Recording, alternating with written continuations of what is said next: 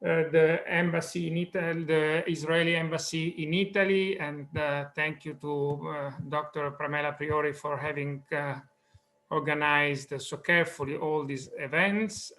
We are closing this important series with a great prestigious guest, and so let me introduce him very fast. Dr. Gideon Friedmann, who is the acting chief scientist of the Ministry of Energy of Israel. His areas of expertise include renewable energy, the electricity market, smart distributed grids, energy efficiency, electric transportation. He holds a PhD, a prestigious PhD from Stanford University in physics, a Master of Science in economics from the University of Purdue, and a Bachelor of Science from Tel Aviv University in mathematics and physics. He has over 15 years of industry experience in both the management and the R&D in semiconductor metrology, medical instrumentation, biotechnology, and energy efficiency. He has published opinion articles in the largest newspapers of Israel, Yediot, Aranot, and also in other journals. He is a social activist also involved in local government, mainly in education and transportation issues. And he's here today to talk to us about energy transition in the Israeli electricity market. And so, Dr. Friedmann, we welcome you on behalf of all the students of global governance. Thank you so much for finding time to stay with us, and I leave you immediately the floor. Thank you so much, Professor Piga, for introducing me.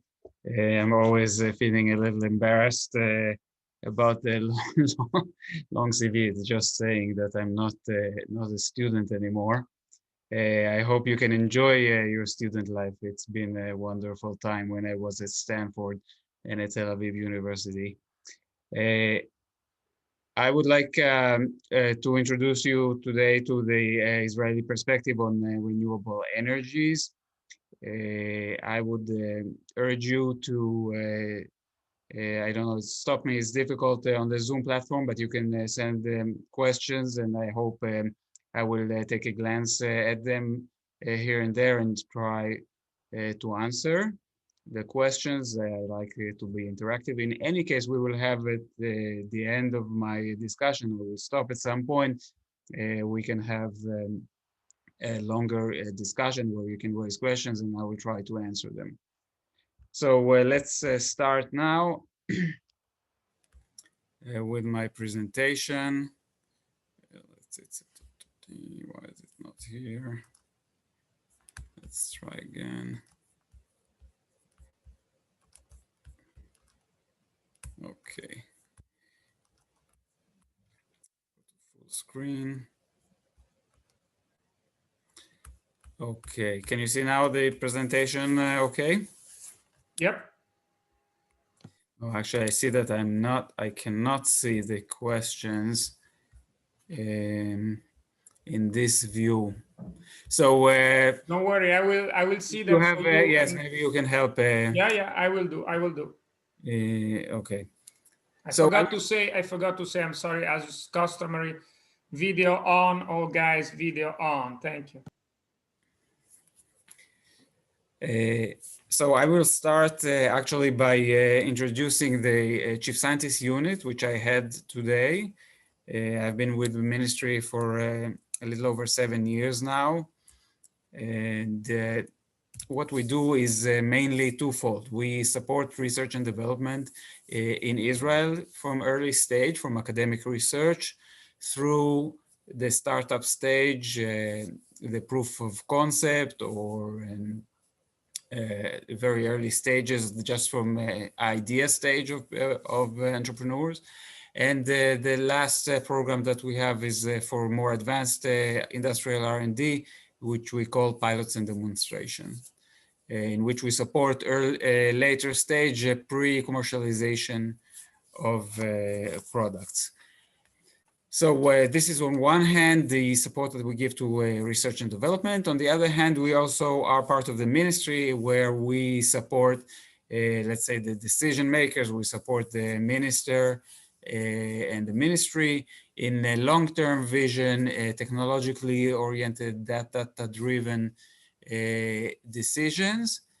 We have in the recent years participated, for example, in the 2030 plan for the ministry, which was published at the end of 2018. And more recently, last year, in the preparations for the Israeli submission of the emission reduction commitments to the UN as part of the Paris Agreement. So we participated as the Energy Committee in the preparation of the energy market, the long-term plans for the energy market. So we do both of that. We also try to be a significant part in the implementation, to play a significant role, let's say, in the implementation of novel technologies in the Israeli energy market. So these are not necessarily great innovations, but new technologies that we want to see implemented in Israel, for example. We supported the installation of charging stations for the EVs when we identified that this may be an obstacle for the Israeli market. People do not want to purchase cars before there are enough charging stations, but of course the companies do not want to install charging stations before there is enough electric vehicles to justify the installation. So there is sort of the chicken and egg problem that we call in Hebrew at least. And we subsidized the installation of about 2,500 sockets of EV charging stations, and out of them about 100, a little over 100 DC fast charging. So there's just an example of things that we actually do, which do not involve the very innovative technology, but just a new technology that we are, as the chief scientist unit, we are also, if you want, the innovation unit of the ministry. We try to push forward the technologies. We are also involved in what we call demand response in the electricity market. We are pushing this in Israel. It's not available right now, so we have a pilot that we are supporting. So this is what we do at the chief scientist. Here you can see the distribution of the funding between the various programs that I mentioned, most of them. You can see the pilots and demonstration, which take up about 30% of our budget, and academic research, another 30%. Scholarships, we also give direct scholarships to students in the specific subjects that are of interest to the ministry. You can see the early startup contribution. Also, a big chunk is the US collaboration through the Bird Foundation. It's separate here on this chart. We also have a collaboration with the European Union, mostly through Horizon 2020 in the past, and now Horizon Europe. It's not shown separately here. It's within the other programs in our support, because we just support the Israeli, as it is tradition on the European collaborations. Each country supports its own participant. I will start with a brief description of the situation of the Israeli renewable energy market right now. We have about 2,500 megawatts installed capacity. It's almost exclusively photovoltaic. This is out of, just to give you a perspective, peak demand in Israel is about 13,000 megawatts. We can see that installation has increased in the last years. Unfortunately, 2020 was supposed to be very high compared to the others, but due to the pandemic, the COVID-19 pandemic, there are some delays which will show up in the probably will end up in the first quarter. So 2021 will be probably a very high installation of photovoltaic systems in Israel. We have made a strong effort to reach the 10% goal, which was set by the government about 10 years ago. by 2020. We have recently declared a 30% goal for the year 2030. We have a significant part of the installations that you saw, the 2,500, is on rooftops and on water reservoirs. We do have two relatively large concentrated solar plants. Maybe I will show them later if we have time. Not sure I will reach that point. So 2 times 120 megawatts of heat generated electricity from the sun. Currently, we have about 7% in 2020, and so we've not quite reached the 10%. Hopefully, we will be there in 2021. The rest is natural gas and coal. Coal is 30%. Today it was a little bit less, probably in 2020. We don't have the exact numbers yet. But we have also declared that we will shut down all the coal plants by 2026. Israel was at 60% of this electricity from coal in the year 2014 or 15. So we are one of the countries with the fastest shutdown, let's say, pace of the coal plants in a period of about 10 years. We will go from more than 60% coal to 0. We do have severe grid issues right now. The grid has been neglected a little bit. Most of the photovoltaic generation is in the south, and there is a lot of grid upgrading that is required in order to support the increased renewables.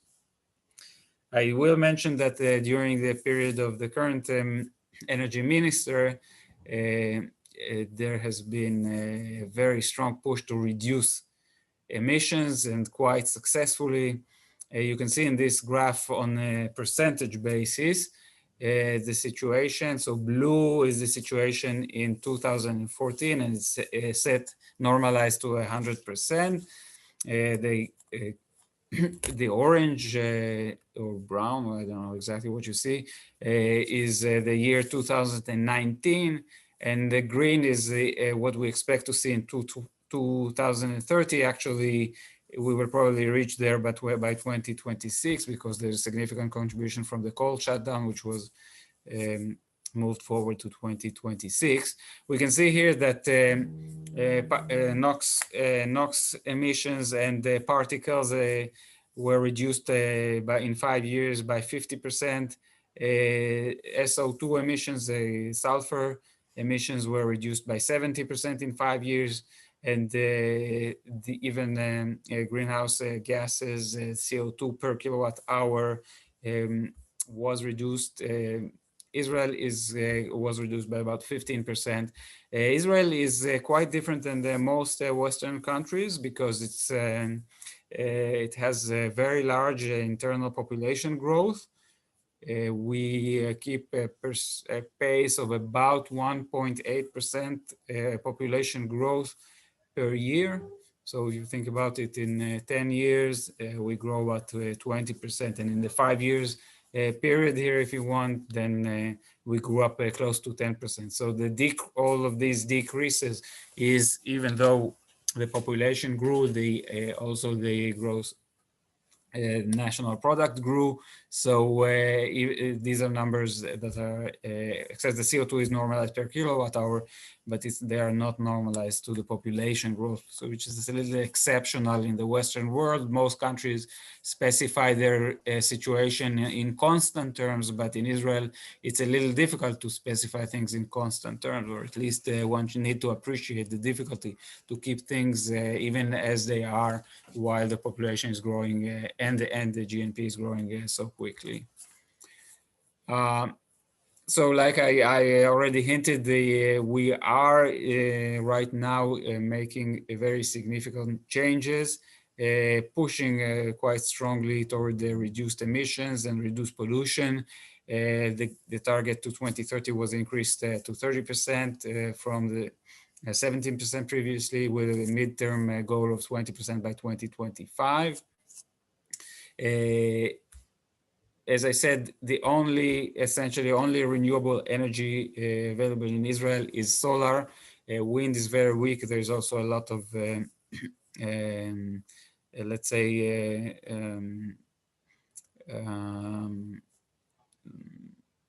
people are against it.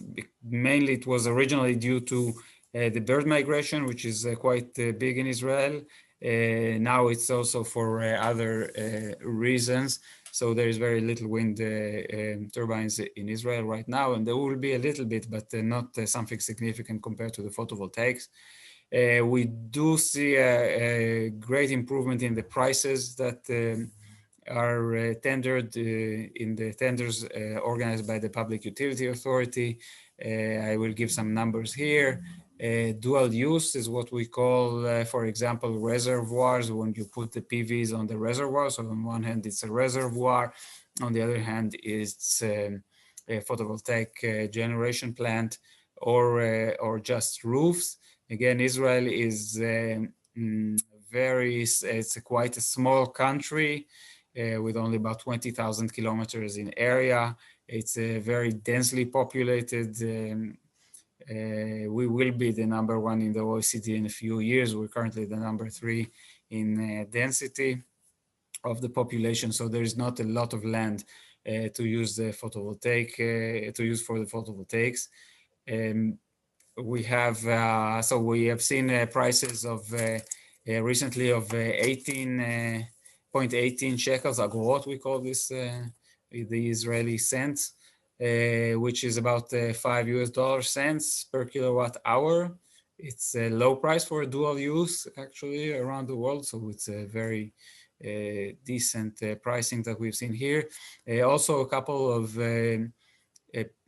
photovoltaics plus batteries tenders, which I will explain a little bit later what this means, with prices down to 0.17 shekels per kilowatt hour. This is really impressive, one of the lowest in the world. Again, about 5 cents per kilowatt hour for the storage and the photovoltaics together. If we take a look at what is needed for 2030, what do we plan to do? And the big battle is whether we need to build additional gas-powered plants. Of course, coal, I said we were shut down, but we need to replace these coal plants. We need, as I said, to increase the total capacity because the country is growing. And here we can see on the right-hand side the two.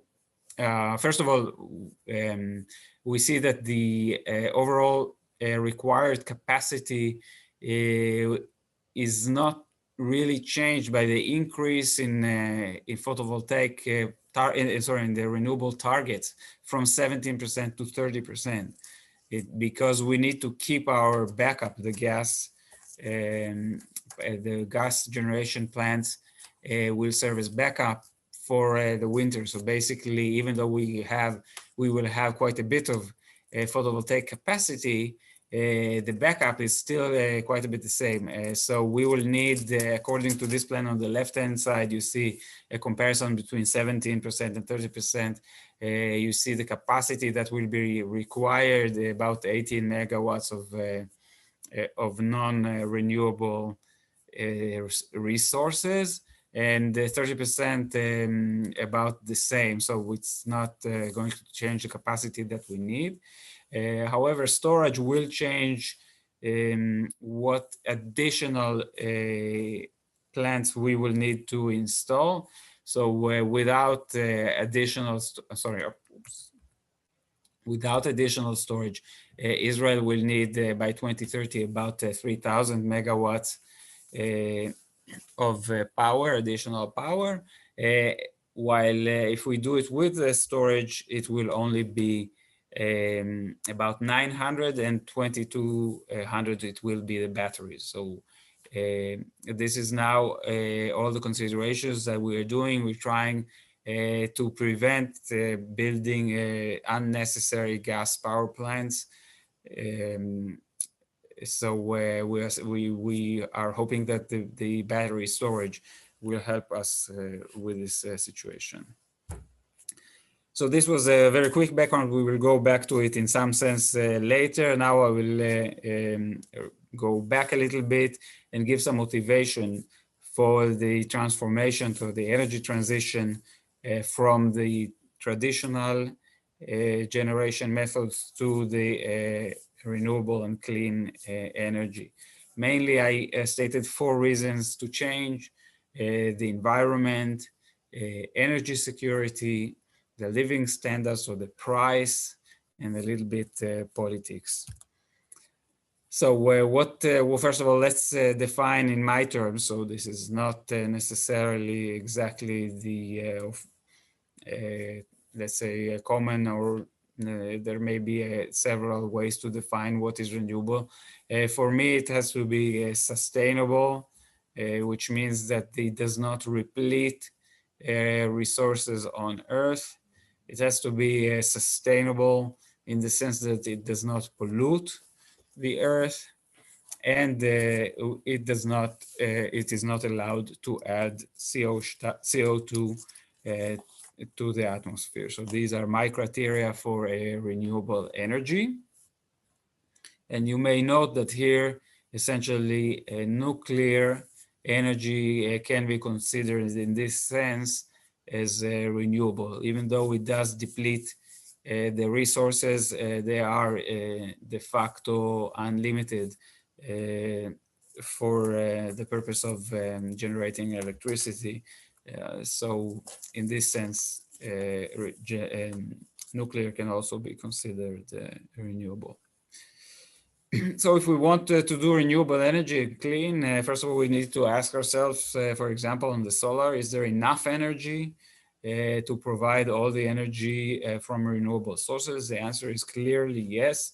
If we look at these numbers, what is shown here on the left-hand side, it's in the units of the roughly the annual energy consumption of the human race on the Earth. So the total annual radiation that the Earth receives is 10,000 that. Okay, every year the radiation on the Earth is 10,000 what we are consuming. If we only look at the land, it's 25% of this. If we only look at available land, so we only take 1% of the actual land to dedicated to renewable energy, we are still about 25 times. If the efficiency of our conversion system from solar energy to electricity is only 10%, we still are ahead. And so there is clearly very easily enough energy to provide for the human population. The energy crisis was certainly a very strong trigger, at least in Israel, to the change toward renewable energy. The prices were very high during that crisis. Of course, pollution has been recognized even before that. We can see the CO2 situation here during quite a long period of time. On the center bottom, this graph shows over about 600,000 years the level of CO2 in the atmosphere. We can see that it's between 200, 250 parts per million. Today we are around 400 parts per million, so this is all man-made. It is true that during the history of the Earth, CO2 was considerably higher sometimes, and there is no good correlation, again, over the time scale of millions of years between CO2 and the temperatures on Earth. However, we can see, at least in the recent times, and after all, humankind is not living in the timescales of millions of years, but rather of thousands of years here on Earth, tens of thousands, maybe barely. So we need to look at this time scale and not on the million years time scale. We can see here that something that we did made a significant ecological change on Earth. And at the minimum, this is a very risky situation. There are various projections as to the temperature effect of this change in the CO2 level. I must say that personally, I find it difficult that a lot of the models are not so reliable and make a lot of assumptions. So I really only believe the measurements. By the way, these numbers for the CO2 are measurements. They're not estimates. They're measurements from the ice in the poles. So the CO2 level can actually be measured quite accurately. So one we said is the environment, the fact, the pollution, and the global warming. Another, I said, energy security. Energy security. There are two aspects: long term, meaning that if we rely on fossil fuels, they will end one day. Here again, I have to admit that projections for the end of supply never prove themselves as correct. There's still quite a bit of discovery of fossil fuels, and we do have a supply which is not going to run out in the very near future.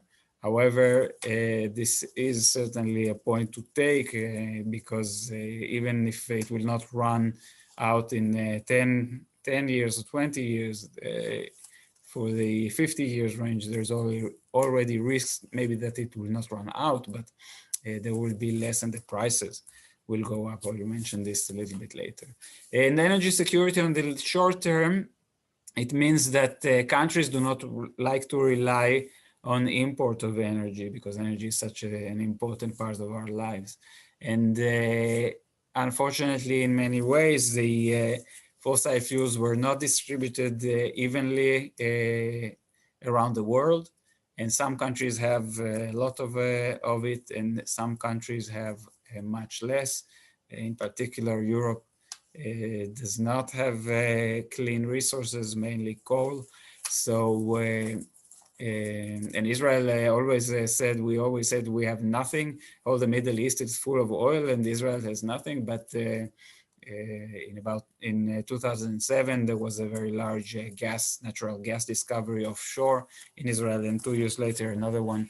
So we now know that Israel has quite a bit of natural gas, even such that we want to export it. By the way, in collaboration with Greece and Italy and Cyprus. So we may build a pipeline to Europe that will reach even up to Italy. So energy security, countries want to have their own energy resources, and the renewable energy is distributed much more evenly around the world, and almost every country has its own renewable resources. Again, in Europe, they're quite abundant, hydroelectric in many countries, wind in many countries, and solar in some countries. Of course, in Italy, solar is also a significant part. So this is much more evenly distributed than a lot of countries have the renewable resource, which gives them the energy security, which I call the short term. The prices also, it's interesting to see here. You can see the plot of the price of oil over the years from 1990 to about, 2014 in this plot. You can see that the prices vary dramatically.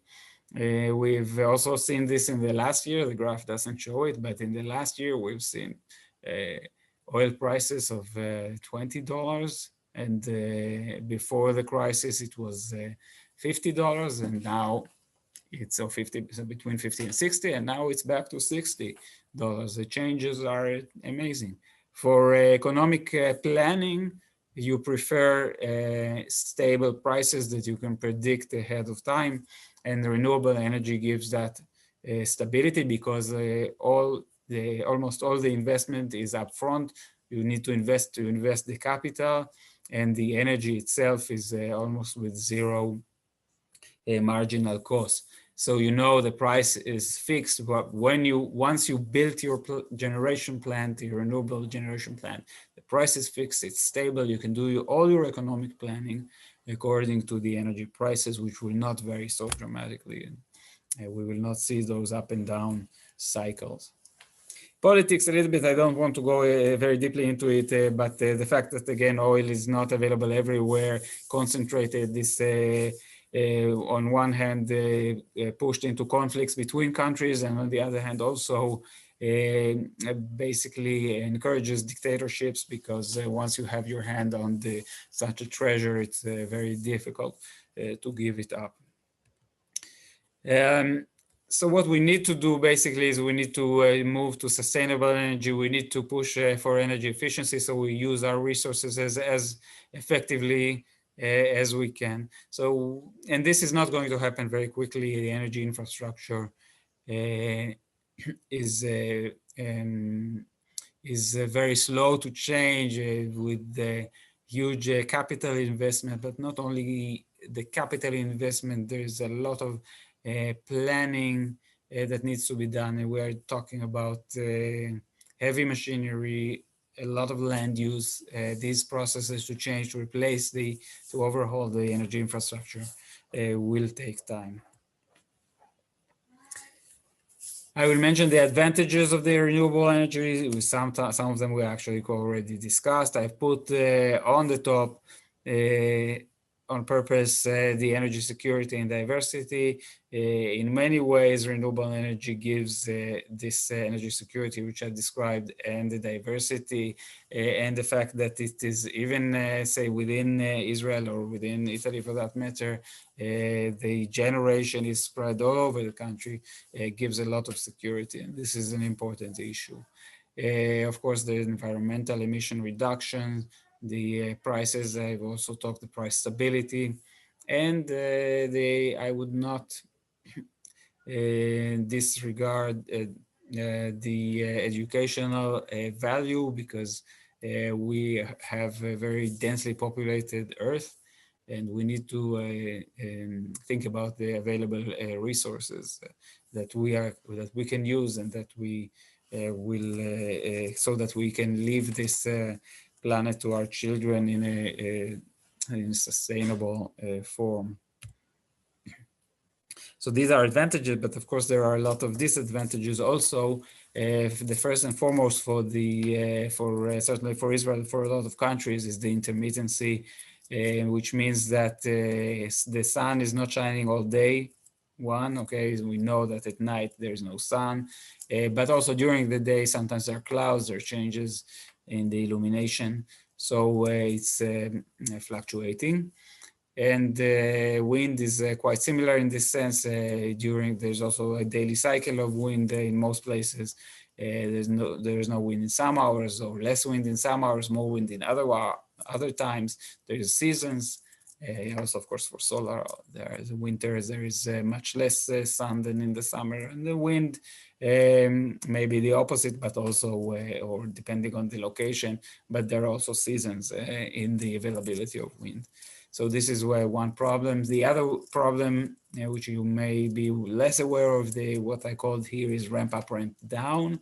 It means that when the sun, for example, is setting, the change in the generation of the photovoltaic panels is quite quick. And if you accumulate all the photovoltaic fields together, this changes the generation of electricity very quickly, and the gap needs to be filled quickly by alternative sources of energy. This is what we call ramp up, ramp down. It's a very serious problem with the solar especially. We always need backup. Like I showed you actually that the planning for Israel for 2030 shows that there between 17% renewables and 30% renewables, there is essentially no change in the backup. The backup needs to be the same. So you have to hold, at least now, you have to hold your whole capacity, essentially very close to 100% of your capacity. You have to keep idle with fossil fuel generating power plants, because the renewables can vary essentially from zero to their maximum. You can see every year there are days with zero renewable energy production. For example, in Germany here I mentioned, even if you do a conjunction of the solar and wind together, then even together there are days with essentially zero. Or 30 gigawatt hour production here in this number. And there are days when they're both in full production, 530 gigawatt hours. So extreme changes between the low and the high.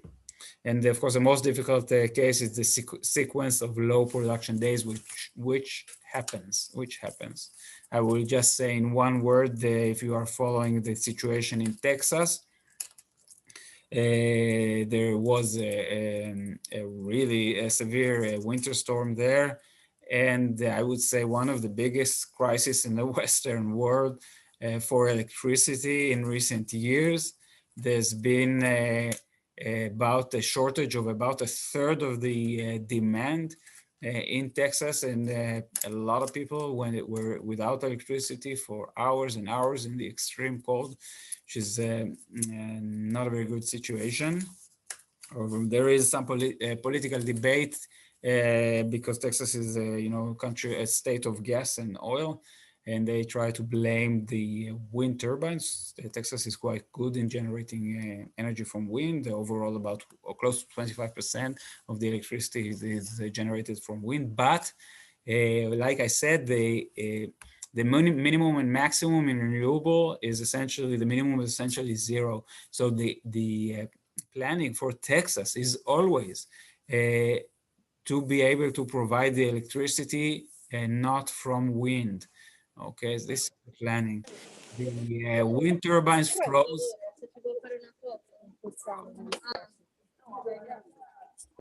The wind turbines in Texas froze essentially, like they have wings, like airplanes that when it's very cold, they freeze and need to defrost them.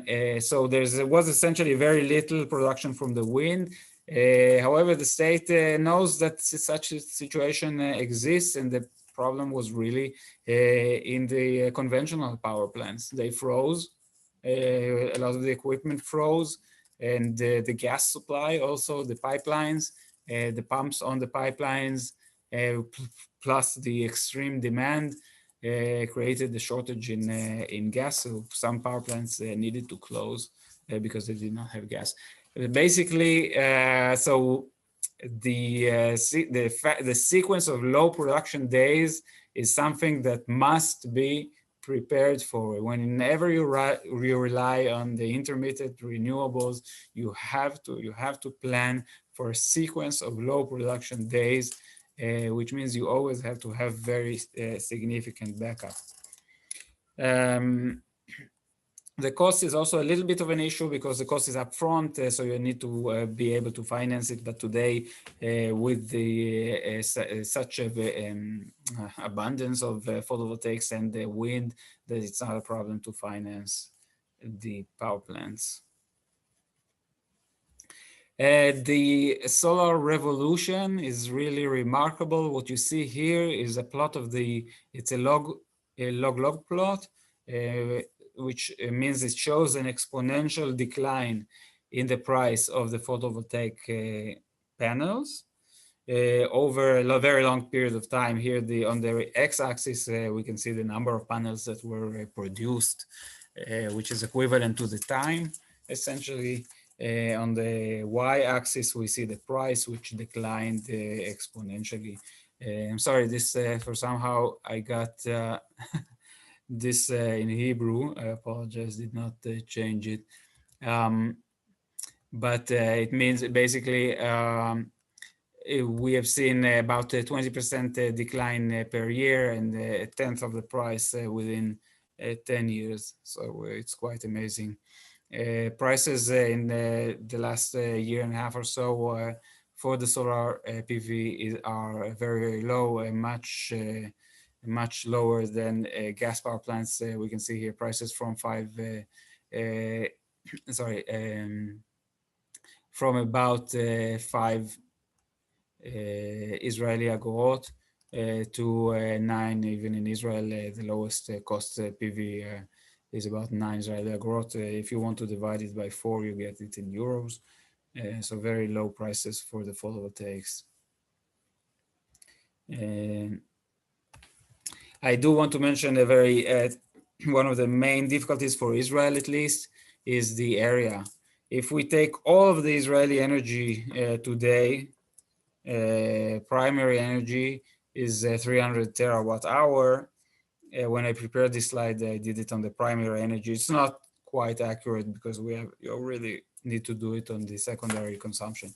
But just to give a feeling, I calculate from this consumption how large an area would we need to produce all of this electricity from photovoltaics. And what I got here is that we would need 1,700 kilometers squared. Today, we think that we would need about 1,000 kilometers squared by the year 2050 to actually provide all the electricity. So this is a little bit of an overestimate, but 1,000 kilometers squared for Israel, as I said, Israel is all of it is 20,000 kilometers squared. Then the Negev in the south is only 13,000. So this is a huge area that we will find it very difficult to dedicate all this area to photovoltaics. Of course, you need storage for if you want to be able to rely on the renewables. So it's really a must. I showed that the storage can replace the conventional power plants to some extent. I showed you the 2030 plan that we can reduce the new plants that are required by putting in more batteries. So it's a must, but it's a must on tremendous scale. If we take the numbers even for 2030, then in Israel we require storage, which is maybe a quarter of what is installed all around the world today. So the storage numbers are quite staggering. On the other hand, the lithium-ion industry is building up very quickly due to the electric cars. So the projections for being able to procure this amount of storage are quite good, and the prices will also be quite good. If there are problems with the lithium-ion technology, there are many other technologies waiting, or let's say they are under development. A lot of some quite different, some only variations of similar things. So I do not feel that it is a risk to say that prices and availability will go up, prices will go down, certainly, perhaps a little slower, but at exponential rates. For long-term storage, we need to find a solution. Like I said, this backup issue, if we want to get rid of the fossil fuels, we will need to find a solution, a clean solution for the backup. And for that, we will need long-term storage. There is currently competition between batteries and hydrogen, which I'm not sure which will win. Hydrogen is a medium to store energy. Other alternatives are also possible, which is what I wrote here. For long-term storage, you need fuels, and you can produce synthetic fuels similar to the fossil fuels. You can produce them synthetically by actually consuming CO2. So we will need some form of fuel if we want long-term storage. Let's skip this because we have very little time left. I do want to say a little bit on the changes that are happening and how this transformation is coming about. So in this example, which is based on a lecture by Tony Seba from Stanford, you can see an Easter parade on Fifth Avenue in New York. The year is the 1900. You can see here essentially all horse-driven carriages. If you just turn the clock quickly, only 13 years later, you take a look on the same street, Fifth Avenue, and essentially there are no horses anymore at all. So this revolution happened within 13 years, the transportation revolution of the in the century. And revolutions, this just is meant to show that revolutions happen very, very quickly. Another example is experts forecasting. In 1985, AT&T asked McKinsey, which is a consulting company, famous consulting company, how many cellular phones will there be in the year 2000? So they thought a lot about this problem for some time. They charged a few $1 million for this work, and they came up with a number of 900,000 cellular phones for the year 2000. The actual number by the year 2000 was 100 million. So there's absolutely no relation from the prediction to what happened actually. And again, this is an example of another revolution. And we as experts generally are the worst in our forecasts when it comes to predicting changes. The experts make the biggest mistakes because they have the good understanding of what is happening currently in the market. They cannot see the changes coming. And so forecasts are not something that you want to rely on. Let me skip this. So the revolution, the EV revolution, which I want to mention also, because it's an important part and it has a strong correlation actually to the renewables, which I will say in a few words. So the EVs, they are the future. They are producing no pollution at the car. They are a lot more efficient than the regular cars. The efficiency of an electric vehicle is approximately 90% for the engine. The efficiency of the regular car is about 20%, depending on what you count exactly as efficiency. So the price is low per kilometer. Also, maintenance is very low. The cars are very fun to drive. I have an electric vehicle myself by now, and I do recommend. It's very, very fun to drive. They're very strong. Disadvantage, of course, the price at this point is still quite high. The cars are very heavy because of the batteries, and the issue of the charging. On one hand, it takes time to charge. It's one problem. And of course, the other problem for us as planners of the electricity market is the high current. If you want to charge the cars very quickly, then you need to provide a tremendous power to the car to charge it, and the grid will not be able to support a lot of cars doing it concurrently. So the car is very easy to maintain because the electric motor is very simple as compared to the ICE, the internal combustion engine, which is a very complicated part.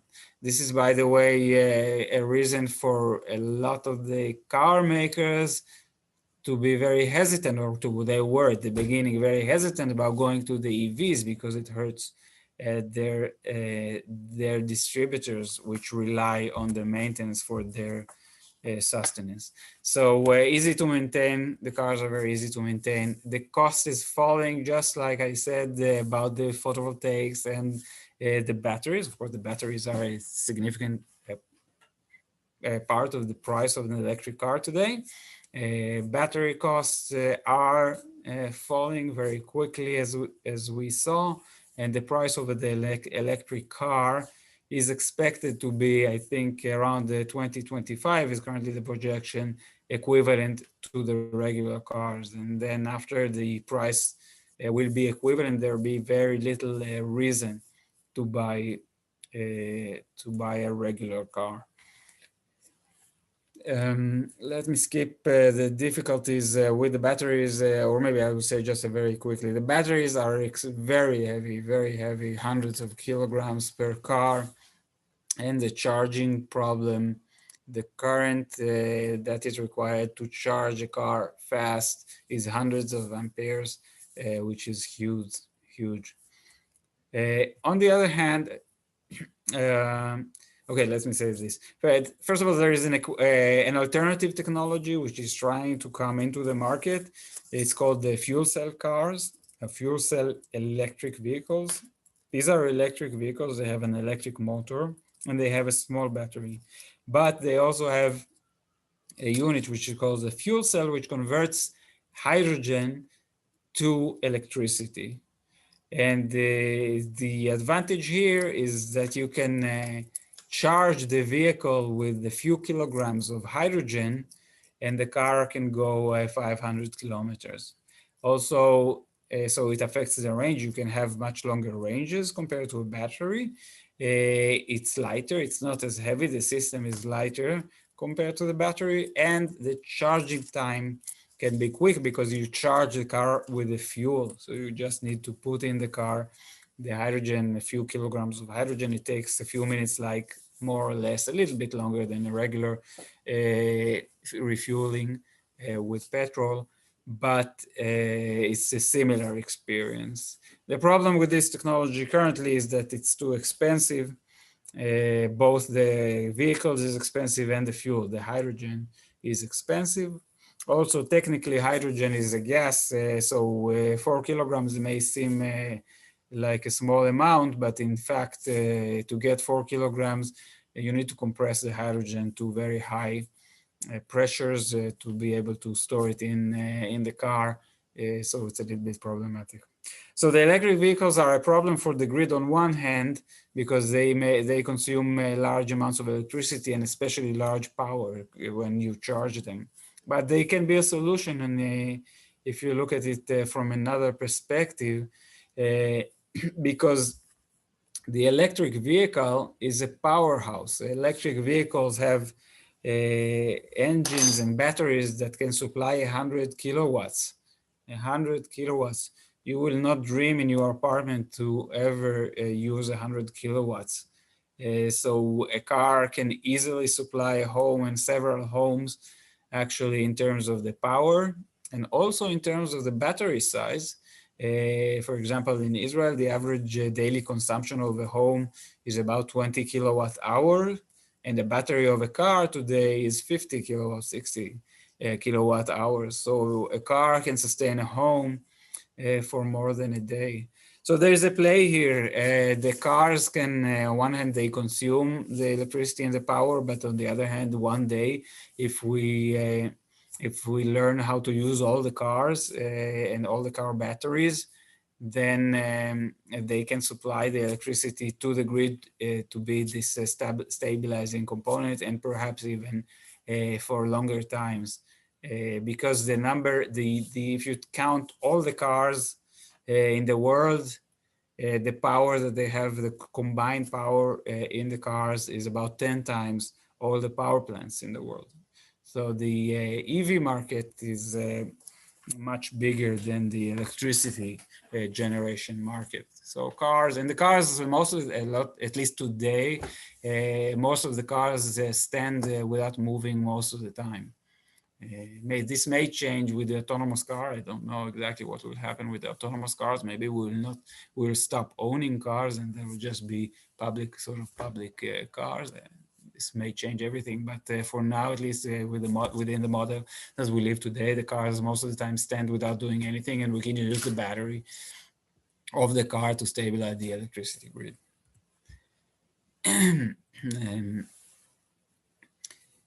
I think that I will not go into the technology part of component. Let me just show with this sort of distribution between the different clean energies as renewable energies. So the biggest renewable energy is by far hydroelectric power. Here you can see the total world generation is roughly 26,000 terawatt hour. per year. Before I quoted a smaller number, 15,000, but it was less updated. Hydroelectric provides about 4,000 terawatt hour. And you can see here the distribution of all the other types of renewable energy, which are smaller to combine, they're smaller than hydro, about half. So you can see here for the year, what is it, 2018, sorry.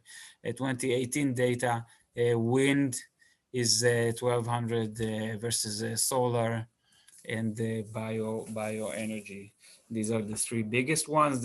As I said, for Israel specifically, we rely absolutely on solar. So I will stop here, and we can have a discussion, and now open to questions. Thank you so much, Dr. Friedmann. Very, very interesting presentation, full of stylized facts.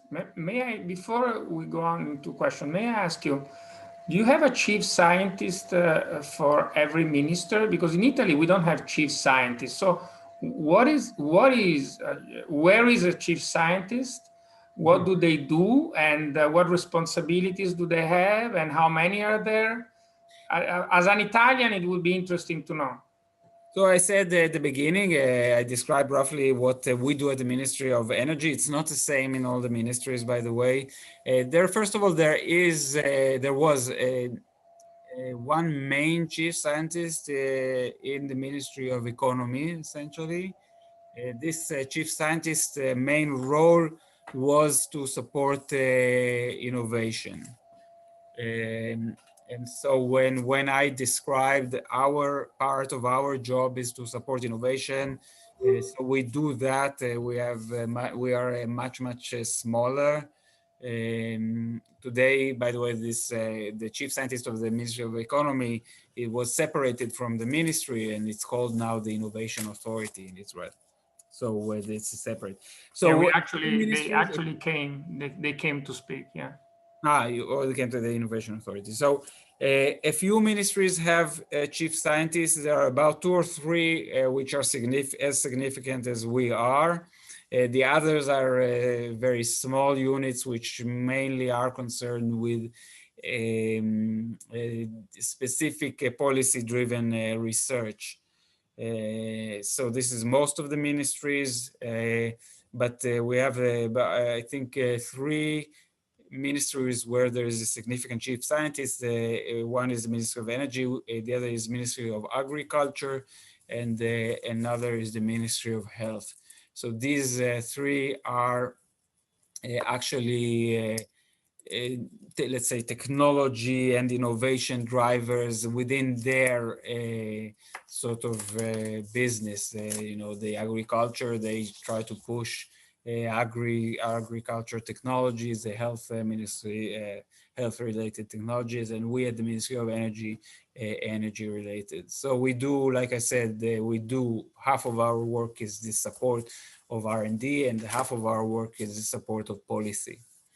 And again, yes. Thank you. Let's start with the questions. Cornelius. Good afternoon. Thank you very much for your speech, sir. It was very interesting. My name is Cornelius, and I'm a German student in the 3rd year of global governance currently. And I have 2 small questions. First of all, can you hear me? Yes. Is the audio? Okay, perfect. So the first is about the dilemma of electric cars versus hydrogen or fuel cell cars. Concerning the sustainability of electric cars, because there have been many reports about the mining of lithium, which is highly critical and destructive for the environment, and basically applying a lot of electric cars on large scale or producing them in large quantity, how sustainable electric cars would be compared to actually investing more into the development of hydrogen cars. And the other question was about the transition or the green transition that many countries propose. Why what you also mentioned, why we don't rely more on nuclear energy for the transition until we actually have large-scale green energy available for bigger countries also. Thank you very much. Okay. As to the electric vehicles, I think I've not researched very deeply. Okay. I do think that lithium mining is certainly a minor problem compared to the fossil fuels. Okay. So we need to put that in perspective first. Really, I believe the main problem is not necessarily the lithium itself, but the other metals that are there, and particularly cobalt. And I think we need to find the solutions for the whole cycle from the, we already have experience that we are mining the resources of the earth too much. And so we are probably here also a little bit overdoing. We need to find a sustainable, a more circular way to produce the batteries and recycle the batteries at their end of life. It's possible, by the way. It's not. I don't think it's impossible, but the research here is only is only starting. We should do it more quickly, but it's not yet a disaster. We're not really in trouble, I don't think. As for hydrogen, I don't know what will happen with hydrogen. It certainly has a lot of potential, but it's not there yet in many senses. And it's true that many countries in the world have decided to invest very significant sums in hydrogen, which may actually push it toward being a good solution. But currently, it's on many fronts, it's not a good solution. Why? First of all, I mentioned already it's expensive. It's expensive to produce the hydrogen. It's expensive to produce the fuel cells, which you need to convert the hydrogen to. And it's not easy to store the hydrogen. So all these three main problems with the hydrogen cycle are there, and they need good solutions. Two, the efficiency of the cycle is really lousy. If you think about as a complete cycle, okay, you want to generate the hydrogen in a clean way from renewable energy. So you take water and you produce hydrogen from the water, and you store the hydrogen, and then you produce again from the hydrogen electricity. If you look at the efficiency of this cycle, how much electricity you got as to how much energy you invested in this whole process, you will find yourself in 30 to 40% efficiency. Now, this is not a good situation. Even if it's clean and everything is clean and it's economical, it's very difficult to see it as a sustainable thing when you work at 30% efficiency. It means you are all the time throwing 70% of the energy. It's a big problem. So there's a lot of improvement on the way. So I'm not saying that we need to stay at 70% efficiency. There's strong efforts to improve the fuel cells and improve the way we produce hydrogen. But it's not something that will be solved tomorrow. So certainly at this point, from the Israeli perspective, we are trying to implement the commercial technologies to learn about them. We are investing quite a bit in research, but we are not looking into large-scale deployment at this stage.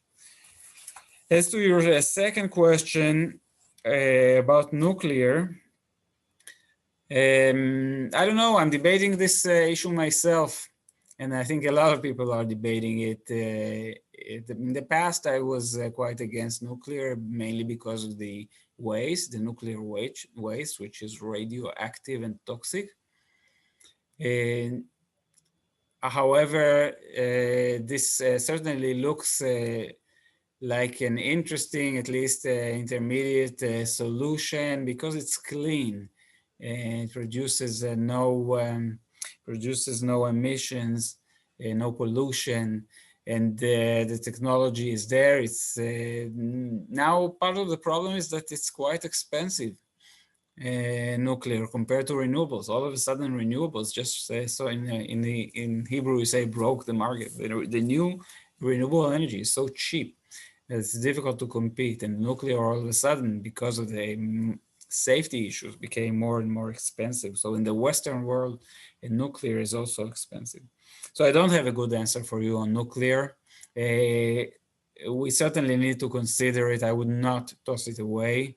In Israel, we don't have nuclear power production generation, but I have in my department a small group which is preparing, let's say, preparing the ground for the situation if the government decides to go to nuclear electricity generation.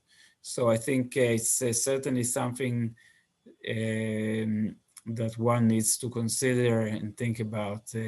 I would not worry about the accidents, actually. I think this is it's unjustified. The public fear from the nuclear from nuclear power generation is unjustified. Really, if you count all of what happened, nuclear energy is one of the safest compared in the energy markets compared to all other types. So really the question is the waste, and the waste has been improvement, by the way. Fourth generation of nuclear power plants, which are not yet available actually to build, they will produce waste which is much less radioactive, and they will also be able to consume again the old waste to reduce its toxicity and actually generate more energy from it. So it has some appeal, certainly.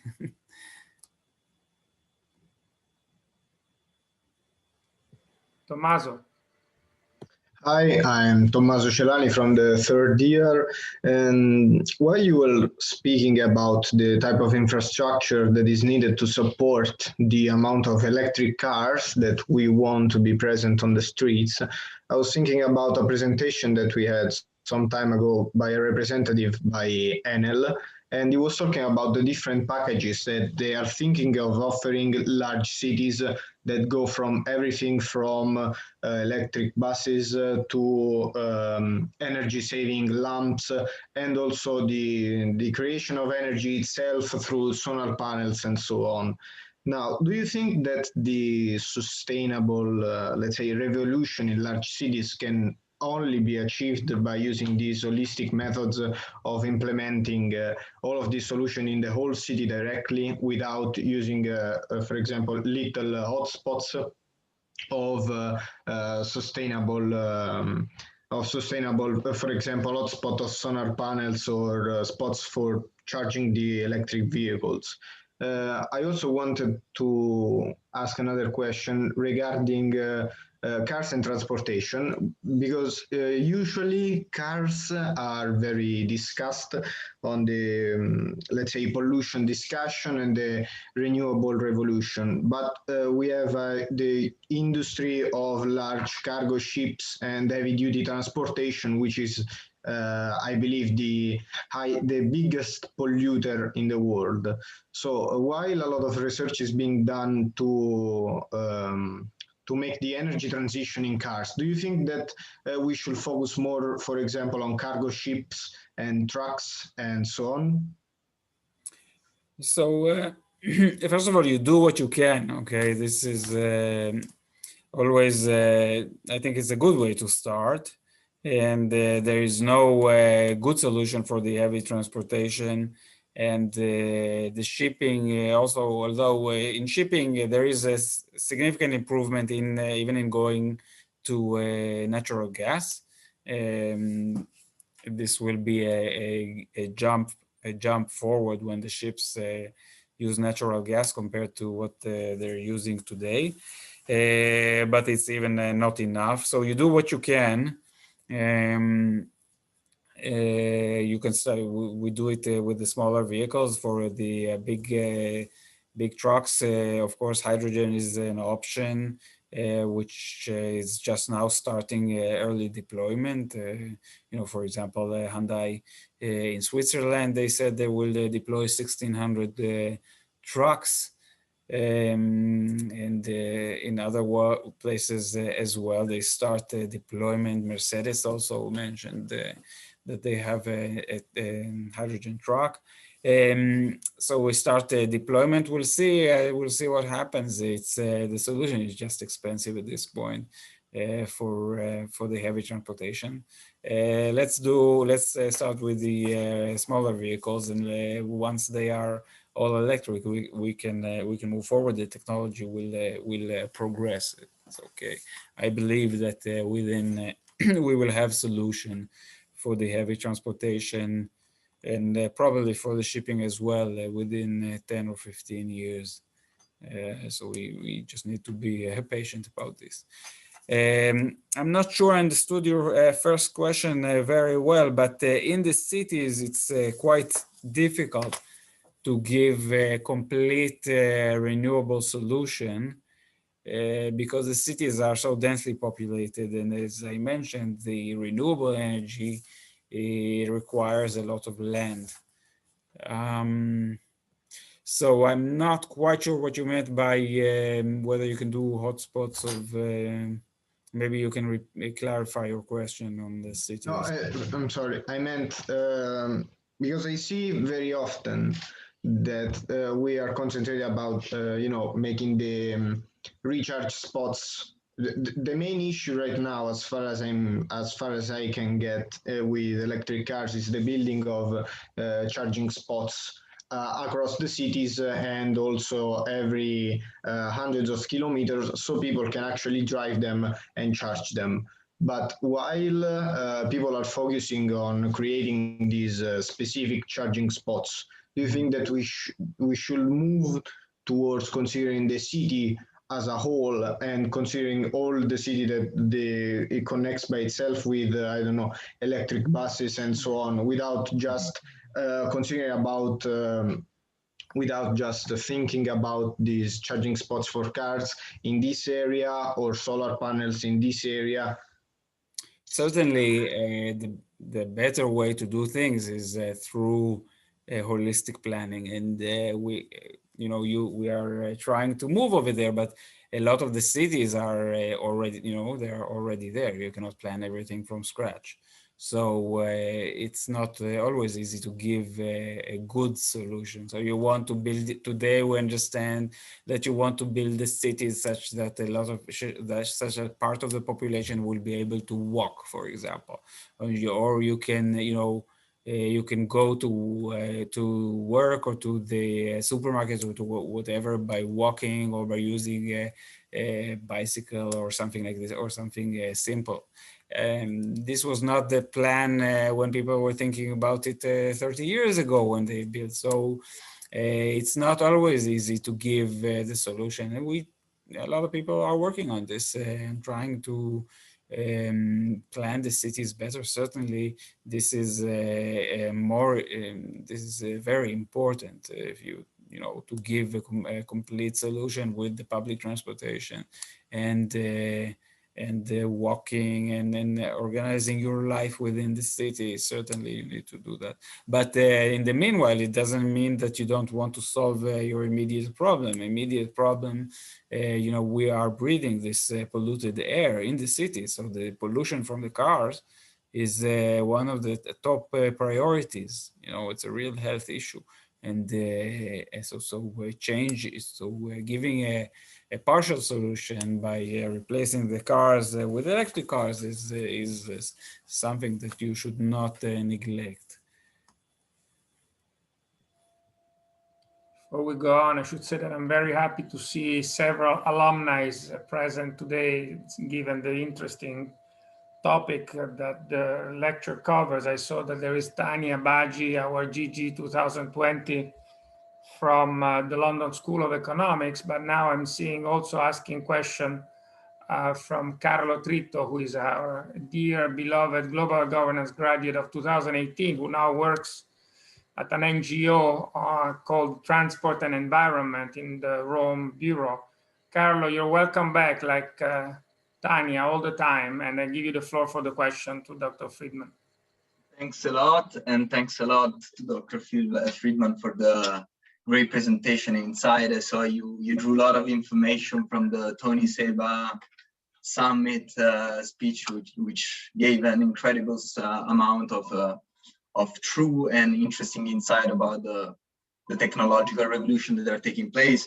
I wanted to, I don't know whether comment or add on and build upon what Tommaso just asked about transportation, because as Professor Prior was telling, I work for an NGO that works in Brussels and deals particularly with transportation, which is the major CO2 problem we have in Europe, at least. But in general terms, I can say that worldwide is a major contributor to climate change due to its emission. And basically, we have kind of an answer to that. So I don't know whether I can share my screen, but the idea is we have to prioritize the technological solution we have in each sector of transport. Basically, for all what is road transport, direct electrification. So as you were suggesting as a solution, so electric cars, electric buses, electric trucks, electric vans are the way to go on a principle of energy efficiency, because as we are building our communities and economies based on a let's say climate neutral approach, we have to prioritize the use of renewable energies, right? So in order to that, we have to prioritize the efficient use of energy. And this in this regard, battery electric vehicles are the most efficient. So somehow all what is road transport needs to be prioritized for direct electrification, and then use synthetic fuels and hydrogen, as Professor Friedmann was suggesting. I have a question in this regard. I wanted to know whether you have an understanding of what the market development might be, because we need the hydrogen to be green hydrogen, so produced with electrolysis from 100% renewable energies. And I wonder if you have any idea of what might be the technological and let's say economic viability of this technology. I mean, when it's going to be competitive, like the green hydrogen relative to renewable electricity itself, and also like focusing more on the infrastructure for hydrogen, it might cause a lot of troubles if transporting in the same pipeline of the natural gas. So I wanted to know a little bit more about it from you, Professor, if you have a more and clearer understanding.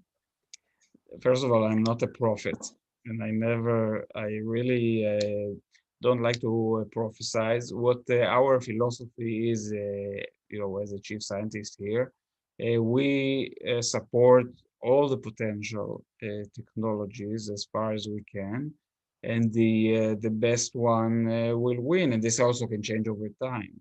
So we don't, for example, I'll give you a practical example. There was an uproar here in Israel. How come when they built the concentrating solar plants, when they finished building it, it took a very long time to build it, almost 10 years. By the time they were ready to generate electricity, the price of PV went down, and the CSP, all of a sudden these plants became so expensive, and the people said, "Oh, why did we invest in this technology? It's crazy, too expensive." And I say, you know, you decide what you decide at a specific point. This is where you have to make your choices, and you don't you must not wait for the better technology. So because we want to, if you wait, you will do nothing. There's always progress in technology. We support research in hydrogen. I don't know what will happen. All of a sudden, there can be a few big technological leaps, and the hydrogen will become more. But with hydrogen, there are several problems. Okay, it's not just one hurdle. You have to overcome both the generation and the generation of hydrogen, then the generation of electricity, and the lifetime of each of these equipments. So and the efficiency issue, also the efficiency that I mentioned, and you mentioned as well. So with hydrogen, there are many issues. It's not going to make sense as far as I can see in the next 5 years, but we certainly need to try and push forward with this as much as we can, because this may, there may be changes. I will mention one thing, maybe interesting, that we are trying to look for ways to produce clean hydrogen from natural gas. This is not absurd, by the way, because natural gas is just methane is CH4 is the formula, okay? So there's no oxygen in methane, and generating the hydrogen means just having a leftover carbon, which is not a problem. And actually it's a resource by itself. So if we could do it, it could provide also an interim solution until green hydrogen can be produced efficiently. So sometimes there are technologies, that come that, I don't know, there could be fusion, all of a sudden there is a lot of talk about nuclear fusion. And I've heard about certain novel technologies. And if all of a sudden there'll be a big leap in fusion, and in 15 years we will have a fusion, like say maybe a fusion power, first fusion power plant, it changes everything. So you don't want to prophesize, really. I don't feel that I feel very badly about all these plans for the year 2050, okay? We need for 2050, we need to define what we want to achieve. We want to achieve a reduction in CO2 emission. We don't need to say we will go 100% renewable. This is just a means, okay? We want to reduce, right now, we want to reduce the pollution, we want to reduce the greenhouse gas emissions. This is our goal. We don't need to say how, for 2030, it's in 30 years. We don't know what will happen. Changes here happen in 2-3 years cycles. So it's crazy to prophesize for 2050. Right now, the only solution, practical solution, is renewable energy. So we are pushing all the way that we can. Like I said, we do not wait. We never wait. We have to do what we can do now. We are pushing all as strongly as we can to renewable energy. But to say that in 2050 we will have 100% renewables, I don't know. That's a prophecy that I would not sign. And we have to progress with the things that as they happen. Tanya, it's great to see you again. You're mute. Yeah. Great to see you too, Professor Pika. So thank you, Mr. Friedmann, for this very interesting presentation. I really enjoyed it. I had a couple of questions for you. The first of which is that hydrogen as an energy carrier has been, as a technology, has been here for a while. And so my question is, why are we seeing this momentum towards more renewable hydrogen as sources of energy storage and others in this particular moment? And do you think it's driven by governments or markets? And then my other question is that we have seen a lot of investment towards this particular green hydrogen projects in other Middle Eastern countries, which are mainly oil exporting countries, for example, UAE and Saudi Arabia. And they are trying to, of course, diversify from their oil production towards green hydrogen and exports. And how do you think that is going to change the geopolitics of energy in the Middle East or even elsewhere? Thank you. Okay, so with respect to hydrogen, sorry.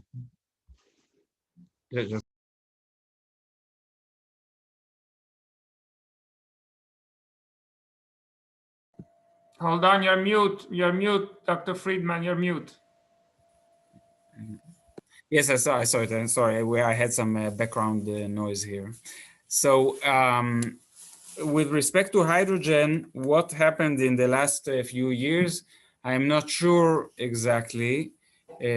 One thing is the realization, okay, that there some areas do not have a solution yet, and the hydrogen could provide a solution. And the really strong need to reduce these greenhouse gas emissions. Again, the understanding that we need to reduce considerably more than what was thought before, even in Paris.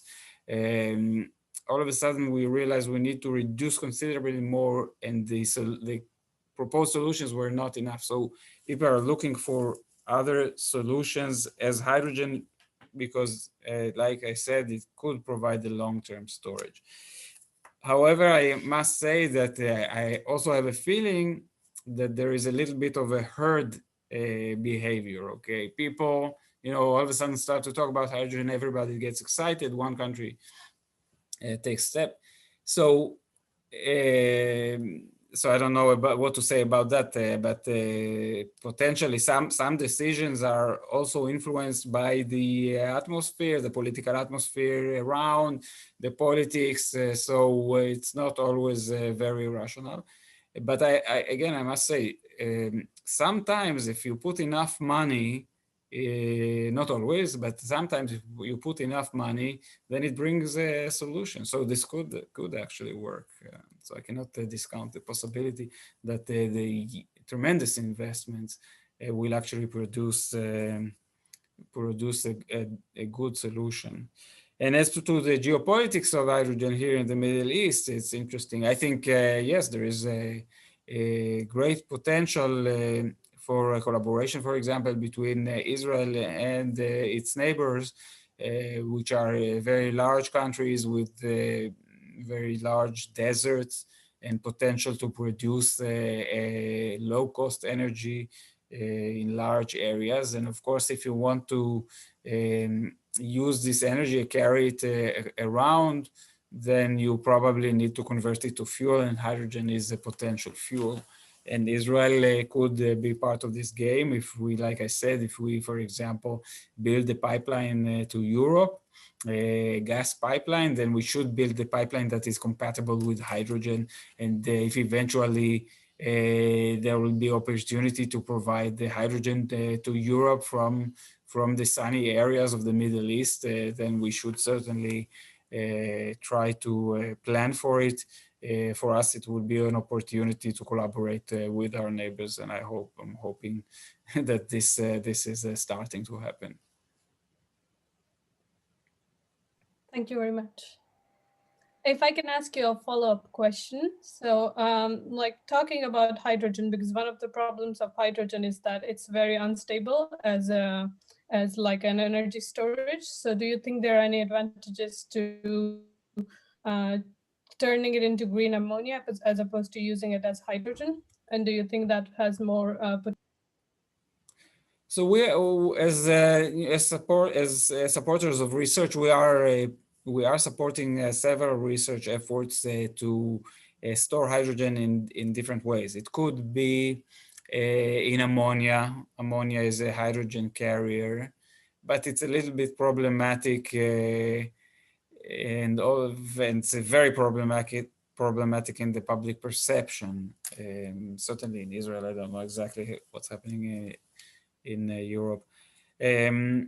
We are trying other ways to store hydrogen in liquid carriers like formate and borehydrite. So these are other formulae and the other liquids that carry a lot of hydrogen and are less problematic than ammonia. I think if technologically this will work, it will be a much better solution than using compressed hydrogen. So I think there is a potential for that. There are also some more esoteric ways to try to store hydrogen by adsorption. Maybe it will work out. I'm not sure. Ammonia, it's not very exciting. Let's say if we can find another carrier, it'd be better. Thank you very much. I was gonna say, so we're finishing on an interdisciplinary question, but no, we're not. We're finishing on a very scientific question. Any other questions from the floor? If I can?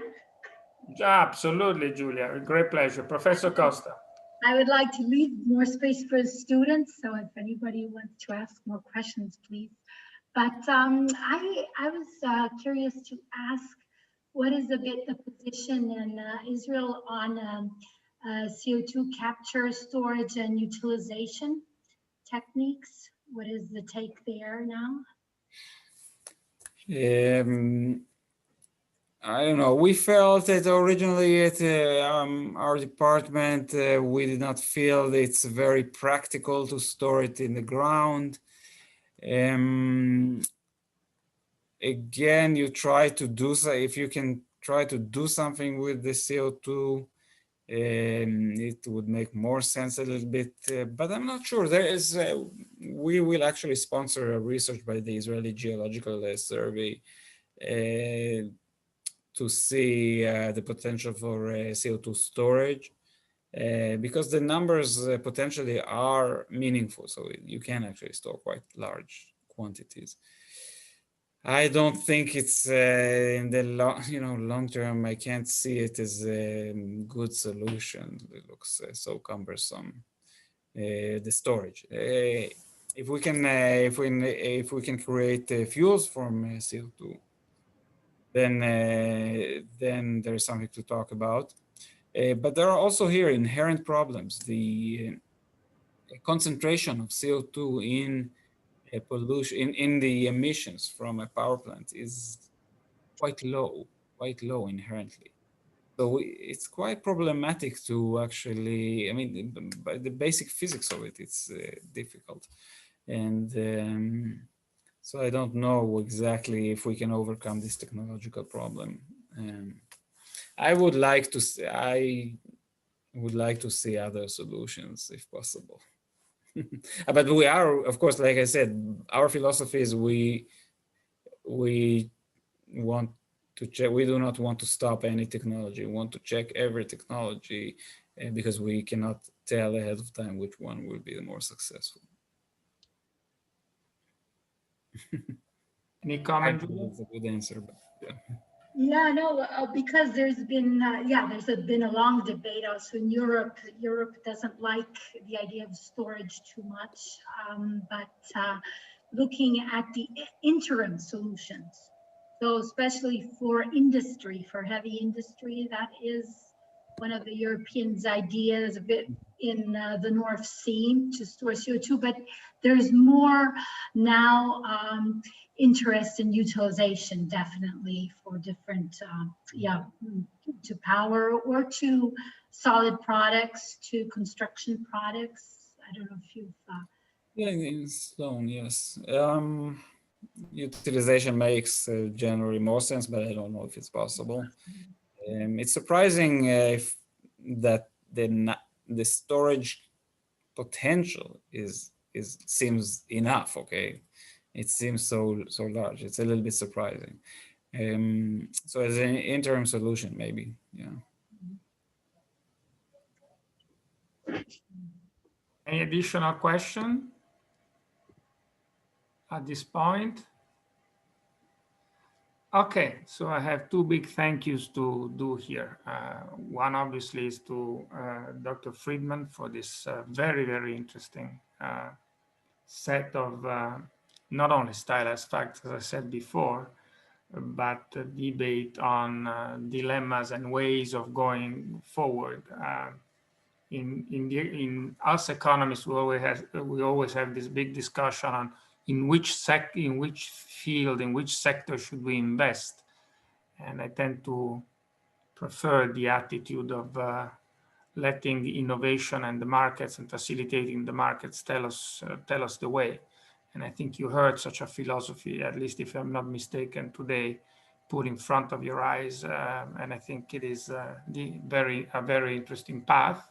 So thank you, Dr. Friedmann. We hope we will be able to invite you in Rome in a better setting, even though this was extremely useful for all our GG students. And my second huge thanks goes to the Israeli embassy in Rome, and to all the staff there, especially Dr. Pamela Priori, that has been so forthcoming, and I must say so careful in understanding the priorities of the global governance course, when we started saying that security, innovation, energy, water, climate change, and I don't want to forget anything here, artificial intelligence, were the issues to which startups, to which global governance students were interested. She really went over the board to find the really interesting speakers that could talk in a knowledgeable way of topics that really make our day. So Pamela, I don't know if you're here still. Yes, I am. Thank you so much. You've been Thanks to you. we did Thanks a to you, fantastic Professor team in Piga. organizing this for our students, and I think it was very useful and interesting and exciting for us. So thank you very much, and we hope that this kind of collaboration can go forward in the future again. Thank you. It was a pleasure to meet you all. Thank you so much. So mic's on, guys, and to thank our guest, and see you very much soon as courses are starting. Thank you. Thank you. Bye. Thank you. Thank you. Thank you very much. Thank you very much. Thank you very much. Thank you. Thank you. Thank you. Thank you, Dr. Friedmann. See you soon. Arrivederci, Pamela. Arrivederci professore, grazie a tutti, grazie a lei e ai suoi studenti. Sono bravi, sì, devo dire alla fine questa è un po' un'opportunità anche per me, no? Perché io poi sto qui, ascolto.